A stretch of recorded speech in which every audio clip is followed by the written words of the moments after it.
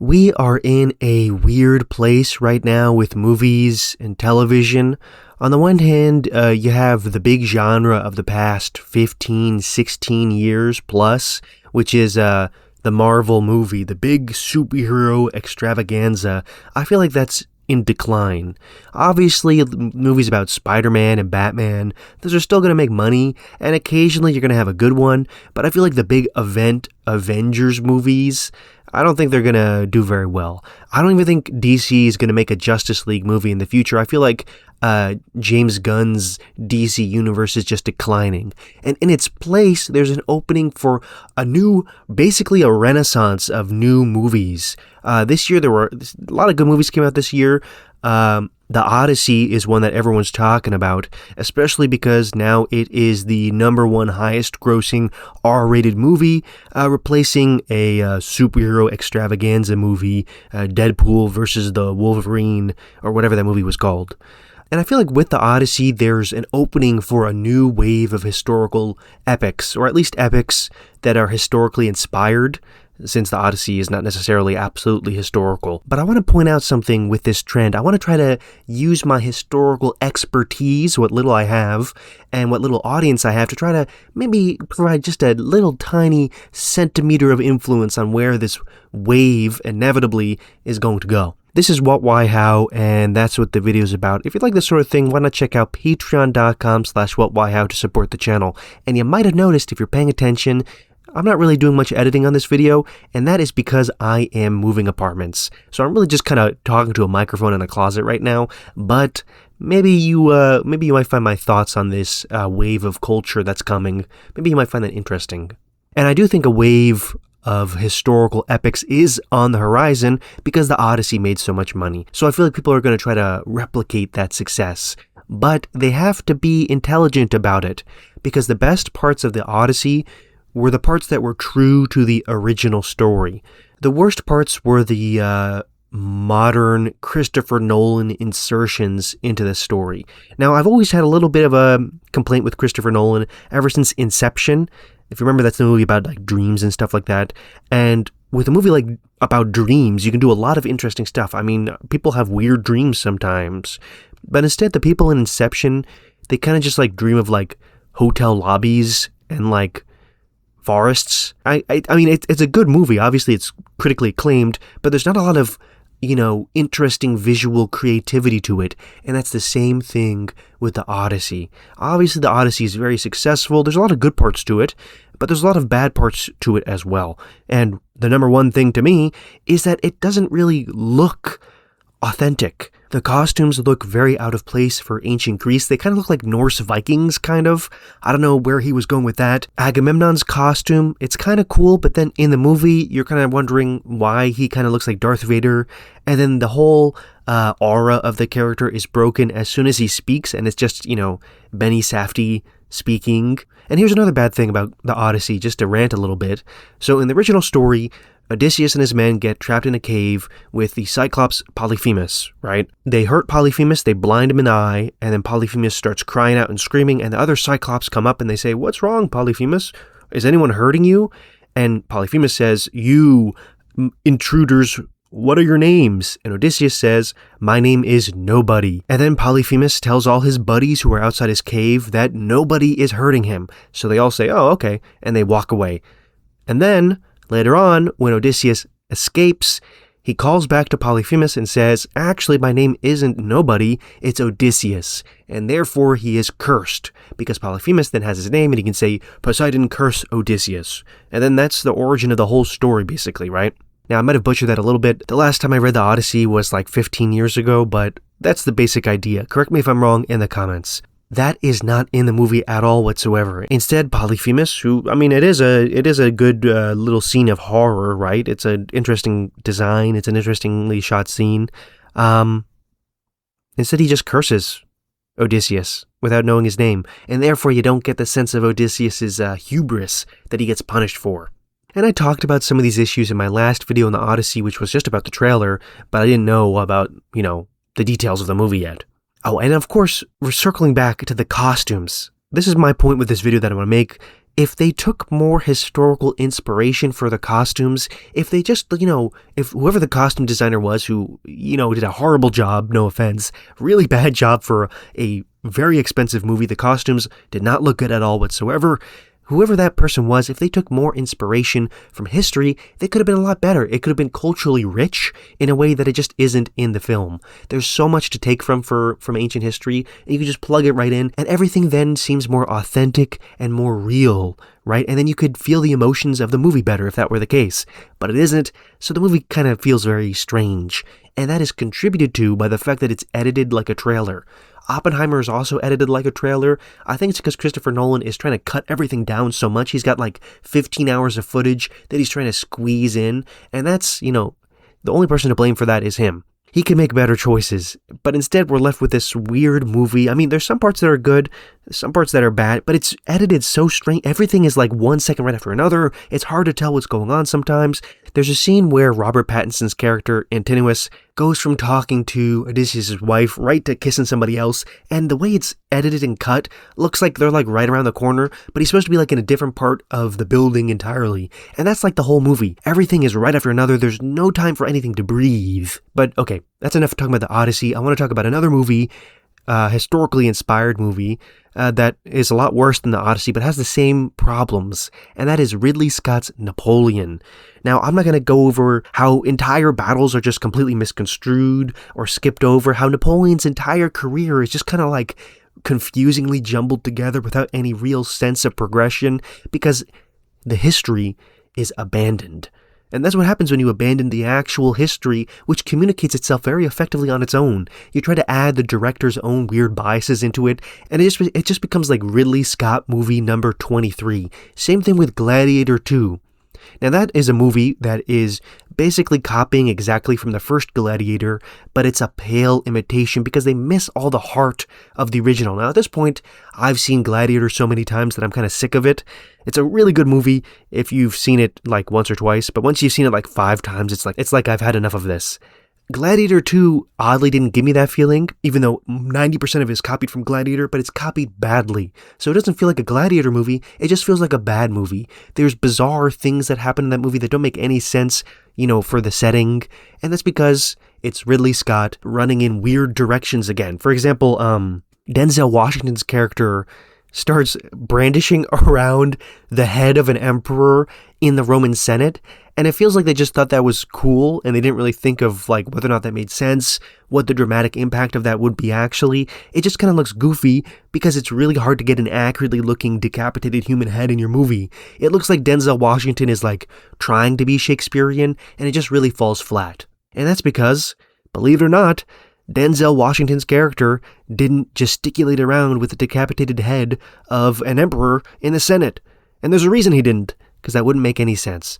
Now, ancient Rome was a very brutal and bloody place, but at that point you're kind of going way beyond the pale. And another thing in this historical epic genre, now obviously it's not real history, but it's House of the Dragon, and that is inspired by real history. It's kind of inspired by the anarchy period in English history, just like Game of Thrones, its predecessor, was kind of inspired by War of the Roses.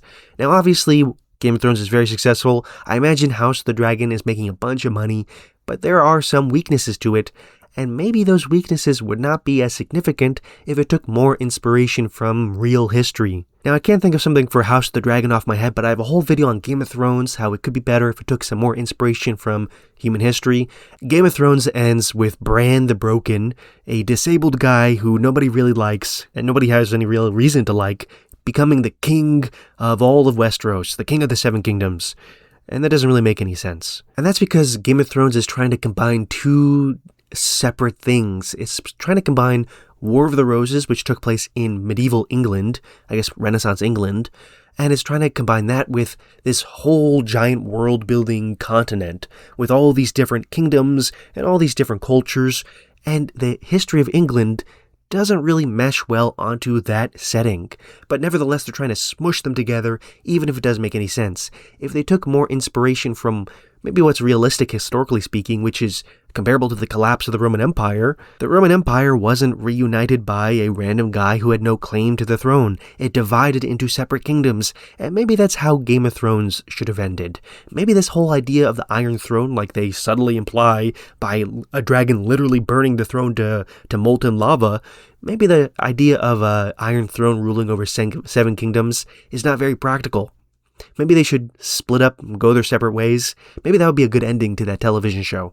But I don't think George R.R. Martin's going to go that route, and obviously the television show didn't go that route anyways. But speaking of another HBO show in a similar genre is HBO's Rome. And if you don't know the history, basically HBO's Rome walked so Game of Thrones could fly.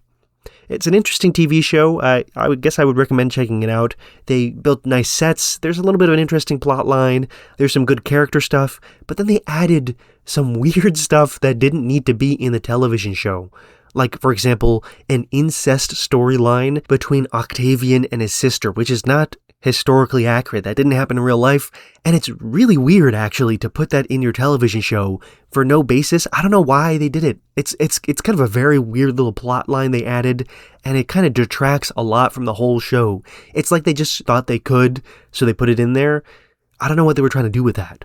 But here's another television show that everyone's talking about that is historically inspired, which is the Mussolini TV show. I'm actually reading the book that it's based on now, and I hear a bunch of good stuff from this television show. There's a lot of creativity they add to it. So sometimes I think it's good to add stuff to the television show. Obviously, I'm sure they take liberties. They probably smush stuff together or change events around to make it more dramatic.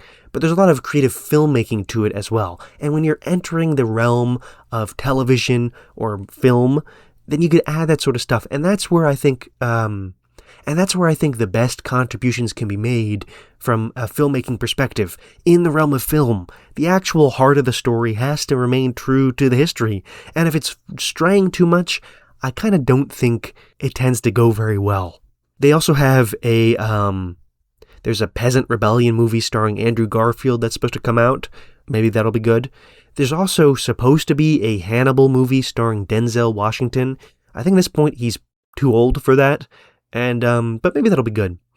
But my point ultimately is that history is much more authoritative and much more generous than a lot of directors really think of it today. Maybe their ego is too big and they don't want to take too much from actual history, but maybe they should. So I already talked about some media that already exists, but here I'm going to make some pitches to you, my audience. Maybe there's a Hollywood producer back there, because I think these stories should be put into film, and I think they would be good movies or television shows. Here's one, okay. There should definitely be a television show about the end of feudal Japan, and by that I mean the reunification of Japan. Now, a lot of people credit Tokugawa Ieyasu for that, but actually, as someone who has read the classic Japanese book Taiko, Toyotomi Hideyoshi and Oda Nobunaga should get a lot more credit for that. Now, Toyotomi Hideyoshi, if you don't know him, I think he is he the guy in Civ 5 for Japan, or is that Oda Nobunaga? Was Toyotomi Hideyoshi one of the Japanese guys for Civ? Let's see. Yeah, he's the leader for Japan in Civ 7, or at least one of them. I don't know if they have multiple leaders or not. I could get into a whole thing about civilization, but I'm not going to do that for this video. But anyways, so Hideyoshi's story is kind of like the classic rags to riches story, except, of course, instead of riches, it's like political domination of Japan. And then, of course, he messed it all up by invading Korea. I think he invaded Korea twice. So that there's a whole bunch of interesting storyline you could do with that, because it was literally rags to riches. Except, again, riches is political power. Then, speaking of reunification, you could do a television show or a movie about Justinian or Charlemagne. Those are two excellent characters to talk about.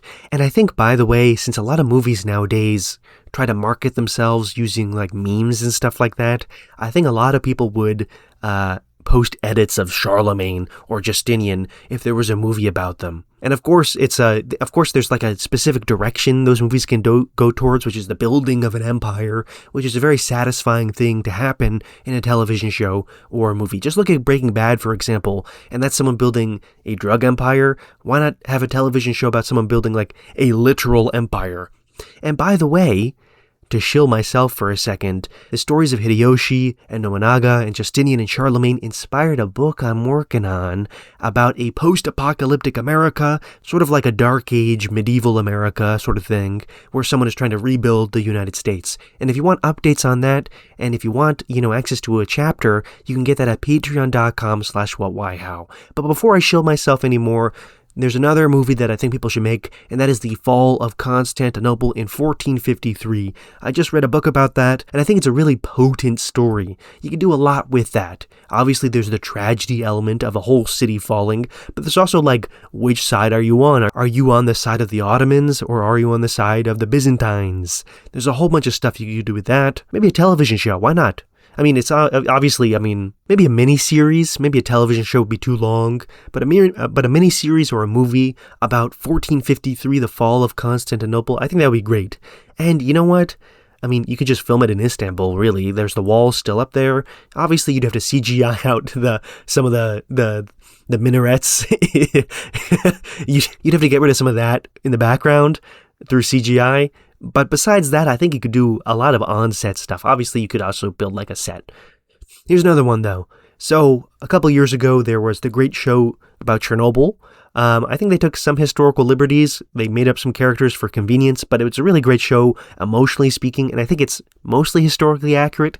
Again, there's some issues, but why not take that sort of genre and go with the fall of the Soviet Union? I don't think there's any miniseries or television series or movies about this, and there's a great book that everyone's talking about recently by Zubak, Collapse, the Fall of the Soviet Union, and there's a lot of narrative potential there, because Gorbachev obviously had noble intentions, but he clearly messed up, obviously, because the Soviet Union no longer exists. So that sort of man against the world, and then he ultimately fails story, I think that's, really potent for audiences. I think people would enjoy watching a mini-series or a movie about that. Probably a mini-series, because there's just so much ground to cover, from the economic reforms to the political reforms to the ultimate collapse of the country and the rivalry between Gorbachev and Yeltsin. There's a lot of potential there for a good story, but I haven't seen it. So instead of making, Doctor Strange 7 or, whatever Marvel's planning, maybe Disney should produce a television series about the tragic fall of the Soviet Union, or the fall of Constantinople for tragedies, or if you want a more heroic story, maybe a movie about Justinian or Charlemagne. You just gotta keep Ridley Scott far away from that. Otherwise, he's just gonna make fun of them the whole time, like in the movie Napoleon. But you know what? I think that is enough for today. I'm working on some other videos, so why not subscribe to get alerted for that sort of thing? And again, thank you very much for watching, and why not check out patreon.com/whatwhyhow. For $1 a month, you can get early access to future videos. Thank you very much, and adios.